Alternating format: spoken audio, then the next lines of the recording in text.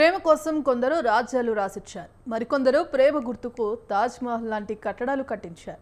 అయితే కర్నూలు జిల్లా అప్సరి మండలం కైరుపల్లి గ్రామంలో ఉగాది మరుసటి రోజు పిడకల సమరం జరుగుతోంది. అది కూడా మనుషుల ప్రేమ కోసం కాదంటోయ్, దేవుళ్ళ ప్రేమ కోసం. పురాణాల ప్రకారం కాళికాదేవి ఒకరోజు కట్టెల కోసం అడవికి వెళ్ళగా వీరభద్రస్వామి అమ్మవారిని చేయి పట్టుకున్నారు. అప్పుడు స్వామి వారిపై పేడ వేస్తే వీరభద్రస్వామిపై పేడ పడకుండా వాయుదేవుడు కాపాడాడు.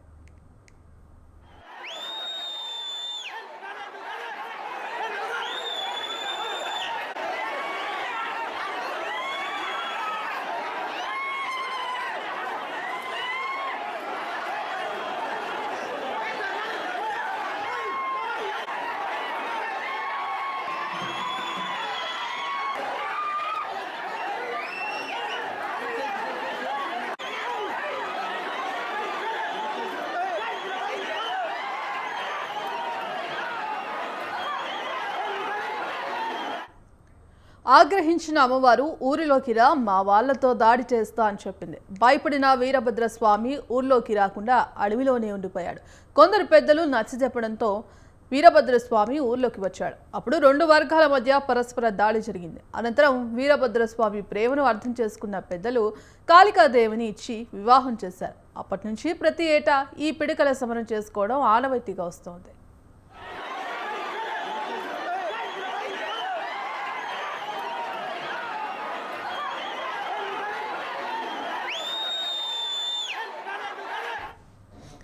ఇదాంశానికి సంబంధించి మరింత సమాచారం మా కరెస్పాండెంట్ సుంకన్న ఫోన్ ద్వారా అందిస్తారు. సుంకన్న, భవిష్య ఈరోజు కర్నూలు జిల్లా కౌరిపుల గ్రామంలో పిడకల సమరం అంగరంగ వైభవం జరుగుతుంది. అయితే ఈరోజు సాయంకాలం 5 గంటలకు ప్రారంభమవుతుంది. అయితే ఈ ఉత్సవాన్ని తిలకించడానికి ఈ పిడకల సమరాన్ని తిలకించడానికి దాదాపు ఏపీ, తెలంగాణతో పాటు కర్ణాటక రాష్ట్రాల నుంచి భక్తులు చాలా మంది తరలి వస్తుంటారు. అయితే ఇది సాంప్రదాయబద్ధంగా జరిగే ఉత్సవం కాబట్టి ఉగాది అయిన తర్వాత అంటే కడిపద రోజు ఈ ఉత్సవం జరుగుతుంది. ఈ ఉత్సవాన్ని తిలకించడానికి చుట్టుముట్టు పల్లెల గ్రామస్తులు కూడా తన బాధ్యతన ఈ కార్యక్రమం పాల్గొంటారు. అయితే సాయంత్రం 4 గంటల నుంచి కారమంచి అంటే కారమంచి రెడ్డి వచ్చిన తర్వాతనే ఈ పిడకల సమరం జరుగుతుంది. అంటే ఇది బ్రిటిష్ కాలం నుంచి ఆనవాయితీగా వచ్చే సాంప్రదాయం. అయితే ఈ రోజు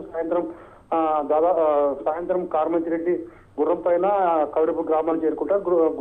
చేరుకున్న తర్వాత వీరభద్ర స్వామికి పూజ చేసిన తర్వాత ఆయన తిరుగు ప్రయాణంలో ఒకరికొకరు లుగ్గులు విసురుకుంటారు. ఆ విసురుకునే క్రమంలో కొద్దిగా స్వల్ప గాయాలు అవుతాయి. అయితే ఆ గాయాలు కూడా అంటే వీరభద్ర స్వామి గాయాలపైన విభూతి పూసుకుంటే ఆ గాయాలు మాయమవుతాయని చెప్పి భక్తులు ప్రగాఢ విశ్వాసం వ్యక్తం చేస్తున్నారు. అయితే ఈ పిడకల సమరానికి అంటే పోలీస్ డిఎస్పీ వెంకటరామ సార్ ఆధ్వర్యంలో పోలీసు బందోబస్తు భారీ ఎత్తున ఏర్పాటు చేశారు. అయితే దాదాపు అంటే ఒక 200 మంది పోలీసులు బందోబస్తు ఏర్పాటు చేశారు. ఎలాంటి అవాంఛనీయ సంఘటనలు జరగకుండా పోలీసులు ఏర్పాటు చేశారు. అయితే ఈ ఉత్సవాన్ని కోసము ఇప్పటికే ఆలయ అధికారులు అందరూ సిద్ధం చేశారు.